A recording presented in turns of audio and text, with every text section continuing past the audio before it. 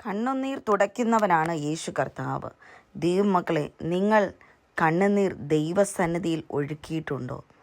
എന്നാൽ ദൈവം നിങ്ങളുടെ കണ്ണുനീരിന് ഉത്തരം നൽകുന്നവനാണ്. നയീനിലെ വിധവയുടെ കണ്ണുനീർ തുടച്ച് അവളുടെ മകനെ ഉയർപ്പിച്ച് അവൾക്ക് കൊടുത്തവനാണ് കർത്താവായ യേശു കർത്താവ്. അതുപോലെ തന്നെ യായിറോസിൻ്റെ മകളെ ഉയർപ്പിച്ച കർത്താവാണ്. ആ ഭവനത്തിലെ കണ്ണുനീരും അവൻ തുടച്ചവനാണ്.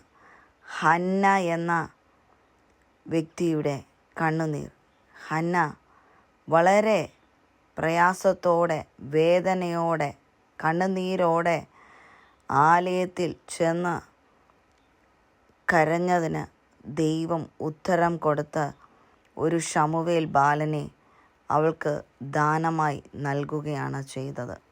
അങ്ങനെ ബൈബിളിൽ നമുക്ക് നോക്കുമ്പോൾ അനേകം വ്യക്തികളുടെ കണ്ണുനീർ തുടച്ചവനാണ് നമ്മുടെ കർത്താവായ ദൈവം. ആ കർത്താവിൻ്റെ സന്നിധിയിൽ നാം കഴിക്കുന്ന ഓരോ യാചനകൾക്കും, ഓരോ കണ്ണുനീരിനും ദൈവം ഉത്തരം നൽകുന്നവനാണ്. ആ കണ്ണുനീർ ചിലപ്പോൾ അധികം നാളുകൾ നീണ്ടു നിന്നേക്കാം. ഹന്നയുടെ കണ്ണുനീർ ഒത്തിരി നാൾ നീണ്ടു നിന്നിരുന്നു. എന്നിട്ടാണ് ദൈവത്തിൻ്റെ പ്രവൃത്തി അവിടെ നടക്കുവാൻ ഇടയായി തീർന്നത്. എന്നാൽ നയീനിലെ വിധവയുടെ കണ്ണുനീർ ദൈവം വേഗം കാണുവാൻ ഇടയായി തീർന്നു. കാരണം അവിടെ ആ മകൻ മരണപ്പെട്ടു. നയീനിലെ വിധവ ഒറ്റയ്ക്കായി. അത് കണ്ടിട്ട് കർത്താവ് അവിടെ തൽക്ഷണം പ്രവർത്തിക്കുകയാണ് ചെയ്തത്.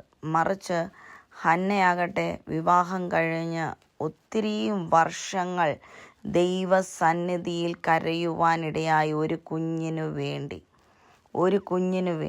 പക്ഷേ ദൈവം അവിടെ പ്രവർത്തിച്ചത് വളരെ വൈകിയാണ്. പക്ഷേ വളരെ വൈകി അവിടെ പ്രവർത്തിച്ചെങ്കിലും ദൈവം അവിടെ അവൾക്ക് അനുഗ്രഹിച്ചു കൊടുത്തത് ലോകമെമ്പാടും അറിയപ്പെടുന്ന പ്രവാചകനായ ശമൂവേൽ പ്രവാചകന് ജന്മം നൽകുവാൻ, ബൈബിൾ അറിയുന്ന എല്ലാവർക്കും അറിയാവുന്ന ശമൂവേൽ പ്രവാചകന് ജന്മം നൽകുവാൻ ദൈവം ഇടയാക്കി. അതുപോലെ ദൈവമക്കളെ, നിങ്ങളുടെ കണ്ണുനീരിന് ഉത്തരം നൽകുവാൻ വൈകുന്നു എങ്കിൽ നിങ്ങളുടെ കണ്ണുനീരിൻ്റെ ആ ആവശ്യം ദൈവം മനസ്സിലാക്കിയിട്ട് ആ ആവശ്യത്തിൻ്റെ തീവ്രത അനുസരിച്ചായിരിക്കാം ഉത്തരം വൈകുന്നത്. ഉത്തരം ദൈവം തക്ക സമയത്ത് നൽകുന്നവനാണ് കർത്താവായ ദൈവം.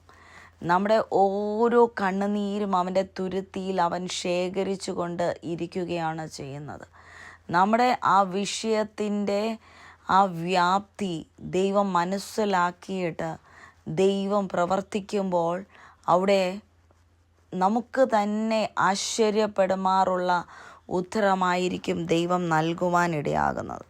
അതുകൊണ്ട് ദൈവമക്കളെ, നിങ്ങൾ കണ്ണുനീർ ദൈവസന്നിധിയിൽ കഴിക്കുന്നു എങ്കിൽ, ഒരു തുള്ളി കണ്ണുനീരെങ്കിലും ദൈവസന്നിധിയിൽ നിങ്ങൾ ഒഴുക്കിയിട്ടുണ്ടെങ്കിൽ, നിങ്ങളുടെ വിഷയത്തിന്മേൽ ദൈവം അത്ഭുതം പ്രവർത്തിക്കുന്നവനാണ്. ദൈവത്തിൻ്റെ വലിയ കരം നിങ്ങളുടെ ആ വിഷയങ്ങളുടെ മേൽ ചലിക്കുവാൻ ഇടയായിത്തീരുകയും ദൈവത്തിൻ്റെ വലിയ പ്രവൃത്തി നിങ്ങൾക്ക് കാണുവാൻ സാധിക്കുകയും ചെയ്യുന്നതാണ്. കർത്താവ് അത്ഭുതവനാണ്. കർത്താവ് കണ്ണുനീർ തുടയ്ക്കുന്നവനാണ്. കർത്താവ് കരുതുന്നവനാണ്. കർത്താവ് നിങ്ങളെ വഴി നടത്തുന്നവനാണ്. യേശു കർത്താവ് നിങ്ങളെ വഴി നടത്തുന്നത്, യേശു കർത്താവ് നിങ്ങളെ നയിക്കുന്നത് എല്ലാവർക്കും ആശ്ചര്യമാകുന്ന രീതിയിലായിരിക്കും കർത്താവ് ഓരോരുത്തരെയും വഴി നടത്തുന്നത്.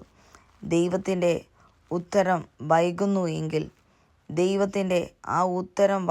എങ്കിൽ നിങ്ങളുടെ വിഷയത്തിൽ വലിയ മറുപടി, വലിയ അനുഗ്രഹിക്കപ്പെട്ട രീതിയിലുള്ള മറുപടിയാണ് ദൈവമക്കളെ നിങ്ങളെ കാത്തിരിക്കുന്നത്. അതുകൊണ്ടാണ് ഉത്തരം വൈകുന്നത്. നിങ്ങൾ ഒരിക്കലും പ്രയാസപ്പെടരുത്, ഒരിക്കലും വേദനിക്കരുത്. കർത്താവ് നിങ്ങൾക്ക് ഉത്തരം തരില്ല എന്ന് ഒരിക്കലും ചിന്തിക്കരുത്. ഉത്തരം നിശ്ചയമായും കർത്താവ് നിങ്ങൾക്ക് നൽകി നിങ്ങളെ അനുഗ്രഹിക്കുവാൻ, മാനിക്കുവാൻ ഇടയായിത്തീരും. ദൈവത്തിൻ്റെ ആ ഉത്തരത്തിനായി നാം കാത്തിരിക്കുകയാണെങ്കിൽ ദൈവസന്നിധിയിൽ കഴിക്കുന്ന ഓരോ യാചനകൾക്കും, ഓരോ കണ്ണുനീരിനും വിലയുണ്ട് എന്നുള്ളത് നമുക്ക് മനസ്സിലാക്കുവാൻ കഴിയുന്ന രീതിയിലുള്ള ദൈവപ്രവൃത്തി, ദൈവത്തിൻ്റെ ഉത്തരം നമ്മുടെ മേൽ കടന്നു വരുവാൻ ഇടയായിത്തീരും. അതിനായി ദൈവമക്കളെ, നാം ദൈവസന്നിധിയിൽ താഴ്ന്നിരുന്ന് ദൈവസന്നിധിയിൽ കാത്തിരിക്കുക നാം ശ്രമിക്കുകയും ദൈവസന്നിധിയിൽ നാം മുട്ടിപ്പായി ദൈവസന്നിധിയിൽ കരഞ്ഞ് കണ്ണുനീരോടെ പ്രാർത്ഥിക്കുകയും ചെയ്യുകയാണെങ്കിൽ ദൈവത്തിൻ്റെ മറുപടി അധികം വൈകാതെ നിങ്ങളുടെ മേൽ കടന്നു വരുവാനിടയായിത്തീരും. അതിനായി ദൈവം നിങ്ങളെ അനുഗ്രഹിക്കട്ടെ. ആമേൻ.